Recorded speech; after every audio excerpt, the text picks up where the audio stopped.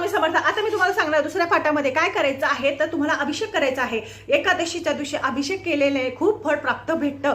त्यामुळे काय करायचं आहे, तुमच्या घरामध्ये जर बाळकृष्ण असेल आणि शंख असेल तर शंखमध्ये पाणी घेऊन, तुम्हाला पाणी दूध घेऊन, किंवा तुमच्या घरात केशर असेल तर केशर मिक्स करून, किंवा हळद असेल तर हळद मिक्स करून तुम्हाला भगवान विष्णूंचा तुम्हाला अभिषेक करायचा आहे बाळकृष्णावर. बाळकृष्णाचा अभिषेक करताना तुम्हाला पुरुष सूक्त म्हणायचं आहे, किंवा ओम नमो भगवते वासुदेवाय म्हणायचं आहे. पण पुरुष सूक्त म्हणल्याने त्याचं फळ चांगल्या जास्त पटीने आपल्याला प्राप्त होतं. त्या कारणाने तुम्ही नाहीच, तुम्हाला जर आलं तर युट्यूबवर लावून तुम्ही पुरुष सूक्त ते अभिषेक करू शकतात, किंवा ओम नमो भगवते वासुदेवाय सुद्धा म्हणायचं आहे आणि अभिषेक करायचा आहे. अभिषेक झाल्यानंतर तुम्हाला पिवळ्या कलरचे, म्हणजे तुम्हाला त्या दिवशी पिवळ्या कलरचे कपडे परिधान करायचे आहे, पिवळ्या कलरची फुलं अर्पण करायची आहे. एकादशीच्या दिवशी भगवान विष्णूंना त्याच वेळेस तुम्हाला लक्ष्मी मातेची सुद्धा आराधना करायची आहे. असं केल्याने एकादशीच्या दिवशी तुम्हाला 7 पटीने फळ प्राप्त नक्कीच होणार आहे. श्री स्वामी समर्थ. पुढचा